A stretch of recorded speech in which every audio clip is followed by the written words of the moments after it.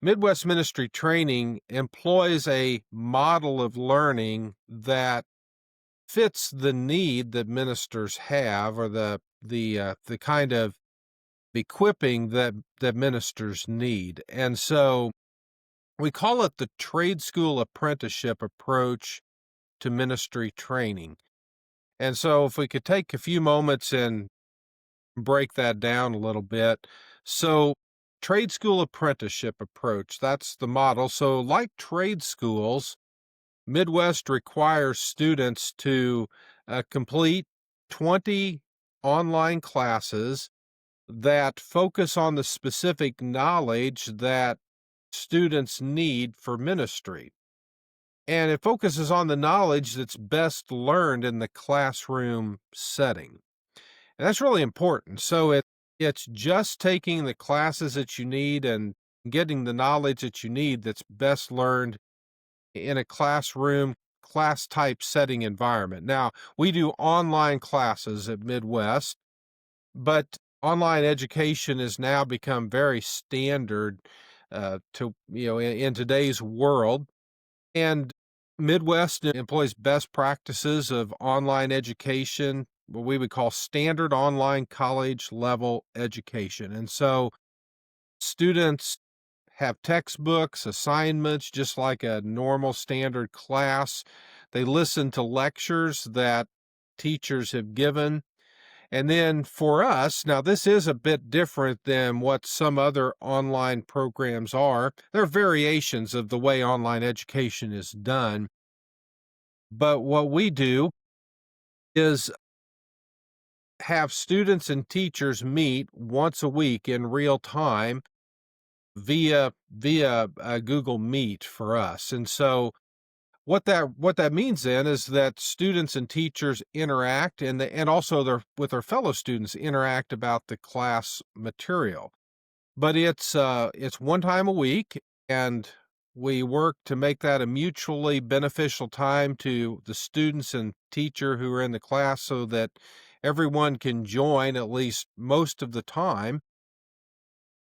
And so they have that interaction ability to get to know the teacher a little bit, to ask questions and get feedback on assignments, all those sorts of things. These are equivalent to college level 3-hour classes. So our classes are. And then I would also say this: our teachers of Midwest are very, very qualified teachers. These are men who are either in full-time ministry or have retired from full-time ministry, and it would be an exception to the rule if it were otherwise. We really we really want to we really want to have a soldiers training soldiers approach, because that's really what we're doing. We're in a spiritual battle. We're out on the front lines and taking the gospel to the world and that sort of thing. We want our students to learn from men who have been there and done that, or men who are doing that, so that it's not just getting knowledge that's sort of in a vacuum or something like that, but it's high level knowledge, but understood in the context of ministry. And so our classes include things like from eternity to eternity 1 and 2, which is an Old Testament and then a New Testament survey. We have systematic theology courses, the book of Acts, Romans, those kinds of courses, things that where students just best learn the material in the context of a classroom. So that's the trade school part of Midwest. Then there's the apprenticeship part. Well, our model for apprenticeship training really comes from our long-term Preacher Boy program, which we are now in our 12th year of doing. And so for many years now, we've been training our own in the church. And so joining Midwest and being a part of that program is just a natural extension of what we've always done. And how I handle this is the beautiful thing about Midwest or Preacher Boys is that I can take it on an individual basis. Right now, I have 3 Midwest students at Calio, and I've got 17 total students for Preacher Boys and Teacher Girls. Now, that may sound ridiculous. That may sound overwhelming. If a preacher's listening to this, he may think, how in the world do you do that? I'll try to explain. Uh-huh. We have a weekly class for preacher boys and teacher girls. And when it comes to the ministry students, they simply come with me whenever they can and whenever it works to do what Mhm. I'm already doing anyway. Right, right.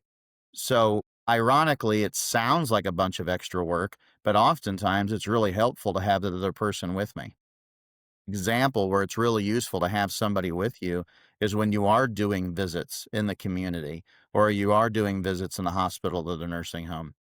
People like meeting new people. They like being a part of helping out. I go visit somebody in the hospital and I introduce this person as my student, and they're excited to have their little moment where they can encourage that person.